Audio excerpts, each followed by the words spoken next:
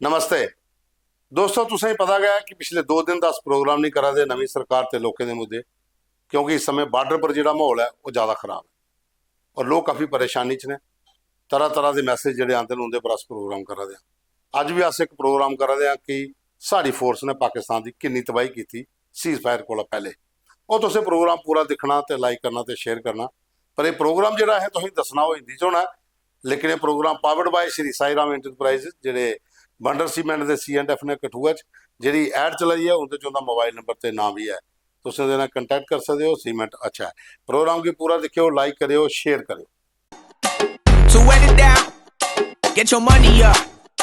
I put money down. Turn to us. We dealing with things you ain't seen before. We feeling the मैंने जीतेगा, फर्क नजर आएगा। Wonder cement फर्क नजर आएगा। Plenty happens in this bitch. I'm out. Wonder cement use करो। दोस्तों, सीज फायर हो चुका है, लेकिन भारतीय सेना, एयरफोर्स और नेवी का कहना है कि ऑपरेशन सिंदूर अभी जारी है, यानी कि युद्ध अभी टला नहीं है। हमारी फोर्सेस अलर्ट हैं। पाकिस्तान की तरफ से होने वाली हर साजिश का मुंह तोड़ जवाब देने के लिए 22 अप्रैल को पहलगाम में हुए आतंकी हमले के बाद भारत और पाकिस्तान की सीमा पर जो तनाव बना था, और फिर पाकिस्तान ने जिस तरीके से सीज फायर का वायलेशन करते हुए LOC और इंटरनेशनल बॉर्डर पर सिविलियंस को टारगेट किया, गांव के भीतर आकर गोले गिरे थे, भारतीय सेना BSF की पोस्टों को टारगेट किया। उसके बाद जब भारत ने रिटेलिएशन किया तो पाकिस्तान थर्रा उठा। फिर चली डिप्लोमेसी और कूटनीति, और फिर हुआ पाकिस्तान का US के सामने सरेंडर, और दबाव बनाकर पाकिस्तान वहां पर सीज फायर के लिए गिड़गिड़ाने लगा। ठीक है, युद्ध किसी मसले का हल नहीं है। जंग जो होती है वो बहुत नुकसान करती है, लेकिन अगर जब युद्ध थोपा जाए तो भारत फिर पीछे नहीं हटता है। सीज फायर हो चुका है, लेकिन ऑपरेशन सिंदूर अभी जारी है। क्यों हुआ सीज फायर, इस पर देखिए हमारी ये रिपोर्ट।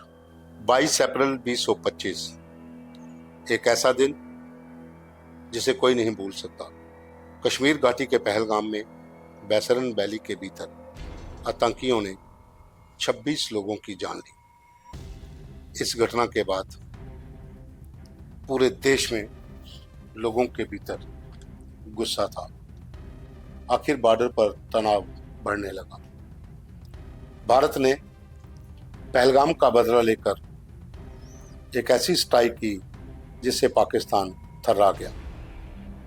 9 बड़े आतंकियों के शिविर नष्ट किए गए, जिसमें POJK और पाकिस्तान के पंजाब प्रांत में वो ठिकाने भी शामिल थे जहां पर आतंकियों को ट्रेंड किया जाता, उन्हें जिहादी मानसिकता का पाठ पढ़ाया जाता, और वहीं से वो लाओ लश्कर तैयार कर भारत में घुसपैठ के लिए भेजते। बहावलपुर एक बड़ा जैश मोहम्मद का ट्रेनिंग कैंप,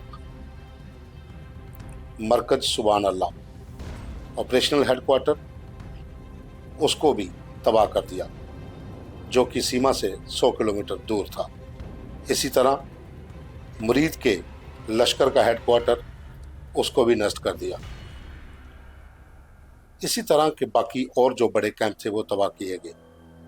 100 से ज़्यादा आतंकी मारे गए, जिसमें 5 टॉप कमांडर भी शामिल थे, और जैश मोहम्मद के कमांडर चीफ मौलाना असद मसूर के परिवार के 13 लोग भी मारे गए, जिसमें उसका भाई, बहन, भतीजा, बहनोई, बाकी लोग भी शामिल थे। जैश का ऑपरेशनल कमांडर मौलाना का भाई, वो भी मारा गया। लश्कर के कई आतंकी मारे गए। सियालकोट में बड़ा हमला हुआ, वहां पर भी हिजबुल मुजाहिदीन का कैंप तबाह किया गया। उसके बाद पाकिस्तान की ओर से जम्मू कश्मीर समेत तमाम सीमांत राज्यों में ड्रोन अटैक, मिसाइल अटैक शुरू हो गए। भारत ने फिर जवाबी कार्रवाई की। पाकिस्तान के भीतर मिलिट्री के टारगेट को हिट किया गया। उनका जो डिफेंस सिस्टम था उसको भी तबाह कर दिया। चकलाला से लेकर रहीम जार खान सुकार से लेकर पसरूर और सियालकोट से लेकर नूरबेग एयरबेस तमाम चीज़ों को उड़ा दिया गया। रडार साइट्स पूरी नुकसान कर दी।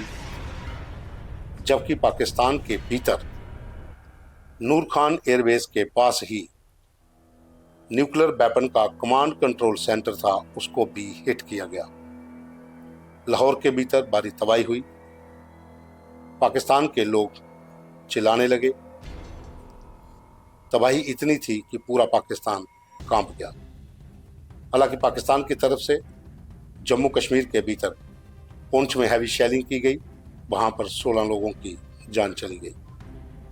जम्मू शहर में भी एक दो जगह पर जो मिसाइल के टुकड़े थे, जहां ऑब्जेक्ट जो ड्रोन के थे वो गिरे, लेकिन नुकसान नहीं हुआ।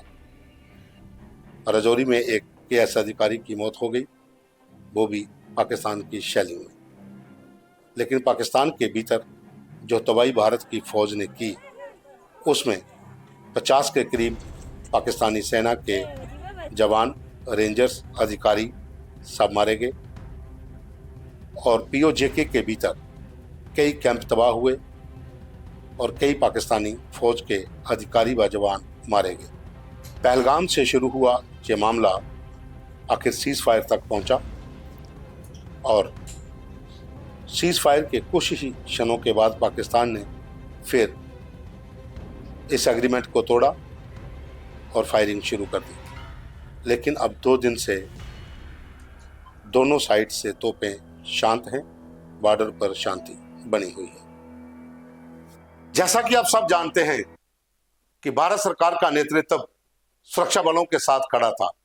पूरा देश, पूरा विपक्ष प्रधानमंत्री के साथ सहमत था कि आखिर हम इस बार पाकिस्तान को सबक सिखाएंगे, और हमने सिखाया भी। कुछ डिप्लोमेटिक और कूटनीतिक फैसले होते हैं जिसके लिए कुछ लोग बैठे हुए हैं, वो अपने स्तर पर इसको सोचते हैं। आम लोग जो हैं वो अपने हिसाब से बात करते हैं। लेकिन सीज फायर हुआ, उसका वेलकम हुआ, लेकिन युद्ध अभी खत्म नहीं हुआ है। ऑपरेशन सिंदूर अभी जारी है, और अगर पाकिस्तान अब ऐसी हिमाकत दोबारा करता है तो उसे मुंह तोड़ जवाब देने के लिए हमारी पूरी सेनाएं जो हैं वो अलर्ट में हैं। धन्यवाद।